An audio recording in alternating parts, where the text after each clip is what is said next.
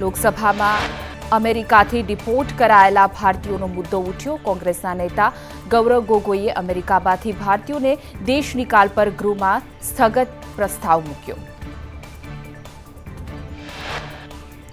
કોંગી નેતા ગોગોઈએ કહ્યું કે ભારતીયો સાથે અમાનવીય વર્તન અટકાવવા ગૃહ ધ્યાન આપે। અમેરિકન સરકારના આ વર્તનથી હું ખૂબ જ નિરાશ છું।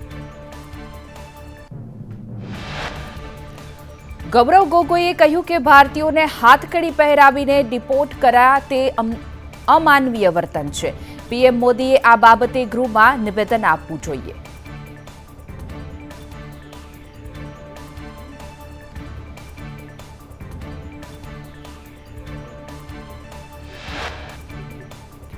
અમેરિકા ડિપોર્ટ મામલે સંસદમાં વિપક્ષી સાંસદોએ મચાવ્યો હોબાળો। લોકસભાની કાર્યવાહી 12 વાગ્યા સુધી સ્થગિત કરાઈ। અમેરિકાથી પરત આવનારા ભારતીયોની આપવીતી। કહ્યું કે અમેરિકાથી પ્લેનમાં ભારતીયોને હાથકડી અને પગમાં ચેન બાંધી હતી। પ્લેનમાં બેસાડ્યા ત્યારે ક્યાં લઈ જવાયા છે તે જણાવ્યું ન હતું। અમેરિકાએ ડિપોર્ટ કરતી વખતે કેદી જેવો વ્યવહાર કર્યો। અમેરિકન પોલીસ અધિકારીએ તેમને ભારત પરત મોકલતા હોવાની જાણ કરી હતી। અમૃતસર એરપોર્ટ આવ્યા બાદ પગની ચેન ખોલવામાં આવી। ભારતીયોને અમેરિકાથી ડિપોર્ટ મામલે રાજનીતિ શરૂ થઈ। શિવસેના ઉદ્ધવ ઠાકરે જૂથના સાંસદ પ્રિયંકા ચતુર્વેદીએ વાંધો ઉઠાવ્યો। ભારતીયોને હાથકડી પહેરાવવા મુદ્દે સાંસદે નારાજગી વ્યક્ત કરી। સાંસદ પ્રિયંકા ચતુર્વેદીએ કહ્યું કે વિદેશ સંબંધોમાં સરકારની નિષ્ફળતા છતી થઈ ગઈ। વડાપ્રધાન મોદી આ મુદ્દાને અમેરિકા સામે મજબૂતીથી ઉઠાવે। અમેરિકાથી ડિપોર્ટ કરાયેલા 33 ગુજરાતીઓ અમદાવાદ એરપોર્ટ પહોંચ્યા। સૌથી વધુ પટેલ અને ઉત્તર ગુજરાતના લોકો।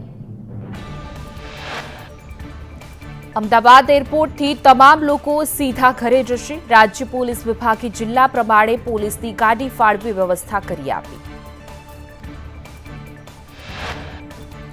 અમેરિકાથી ડિપોર્ટ કરાયેલામાં મહેસાણા જિલ્લાના 10, ગાંધીનગરના 14 લોકો, પાટણ જિલ્લાના 3 વ્યક્તિઓ તો અમદાવાદના 2, વડોદરા, ભરૂચ, આણંદ અને બનાસકાંઠાના 1 લોકોનો સમાવેશ। અમેરિકાએ પરત મોકલેલા ગુજરાતીઓ માટે રાહતના સમાચાર। રાજ્ય સરકાર દ્વારા કોઈપણ પ્રકારનો કેસ દાખલ નહીં થાય।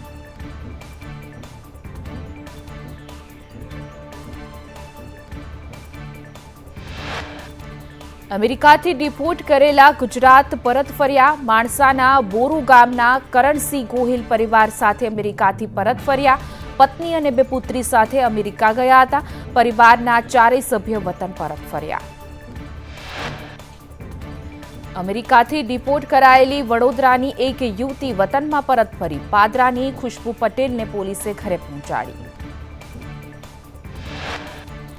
વડાપ્રધાન મોદી આજે સંસદમાં કરશે સંબોધન। રાજ્યસભામાં રાષ્ટ્રપતિના અભિભાષણ પરની ચર્ચાનો જવાબ આપશે।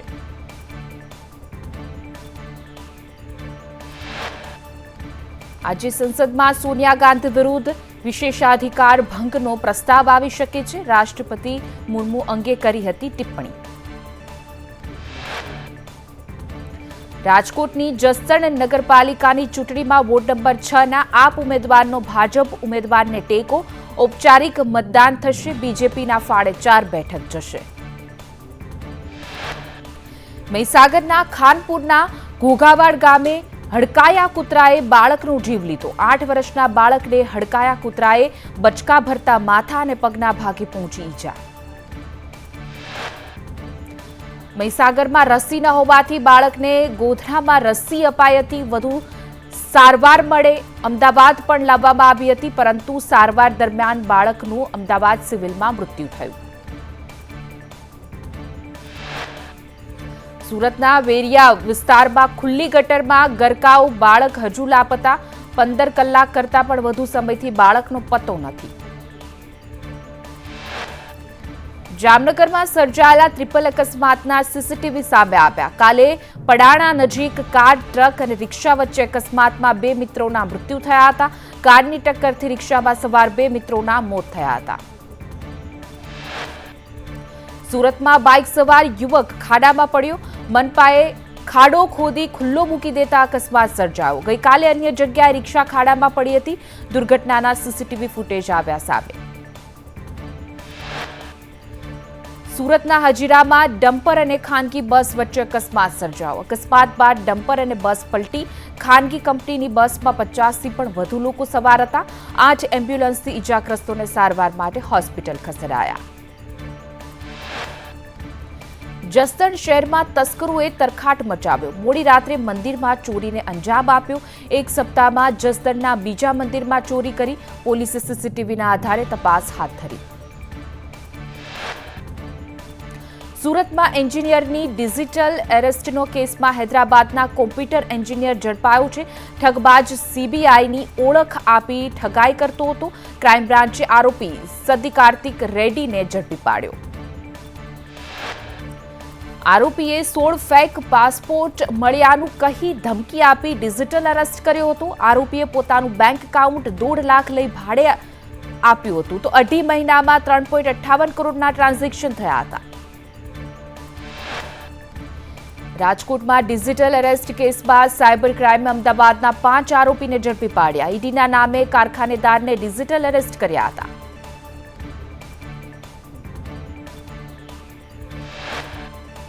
રાજકોટ સિવિલ હોસ્પિટલ ફરી એક વખત વિવાદમાં આવી. સિવિલ હોસ્પિટલમાં ઉંદરના ત્રાસથી દર્દીઓ પરેશાન. દર્દીઓને ઉંદર બચકા ભરતો વિડીયો સામે આવતા સિવિલ તંત્ર સામે સવાલ. રાજકોટ સિવિલ હોસ્પિટલમાં બાળકીને ઉંદરે બચકું ભર્યાનો સંબંધીનો દાવો છે. કહ્યું કે ખાદ્ય પદાર્થને પણ ઉંદરો લઈ જાય છે.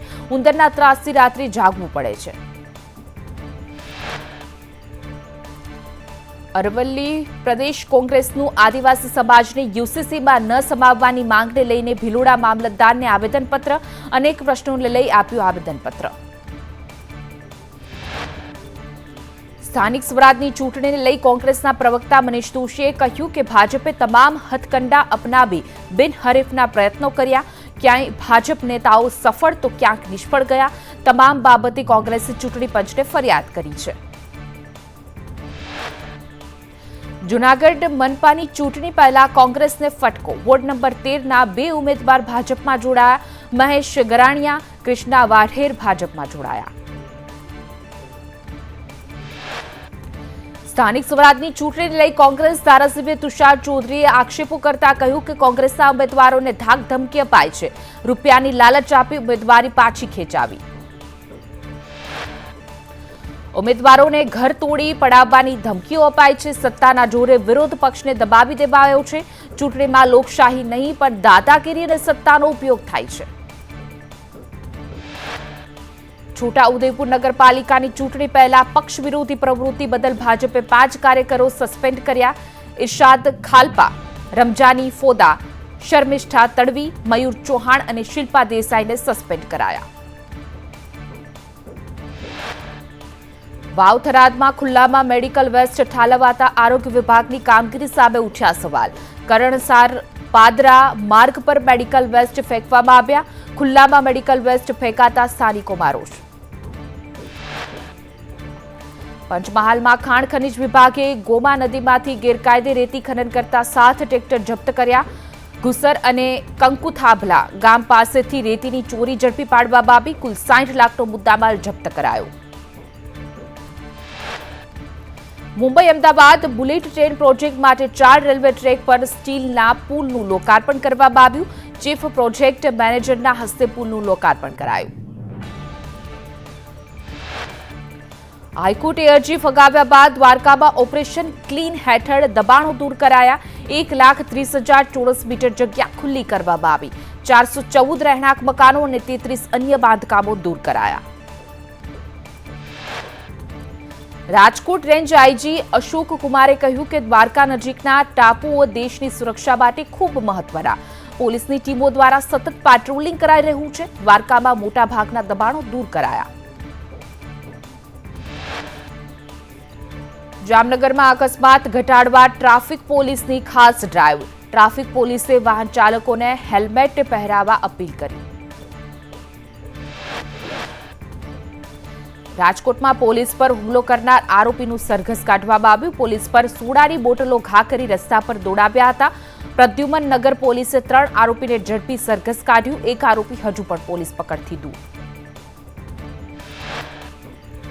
આણંદમાં હની ટ્રેપમાં એનઆરઆઈને ફસાવનાર ટોળકી ઝડપાય. ફેસબુક પર મિત્રતા કરી મળવા બોલાવી હની ટ્રેપમાં ફસાવ્યું.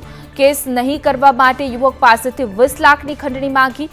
પોલીસે એક યુવક અને 3 યુવક સહિત 4ને ઝડપી પાડવામાં આવ્યા.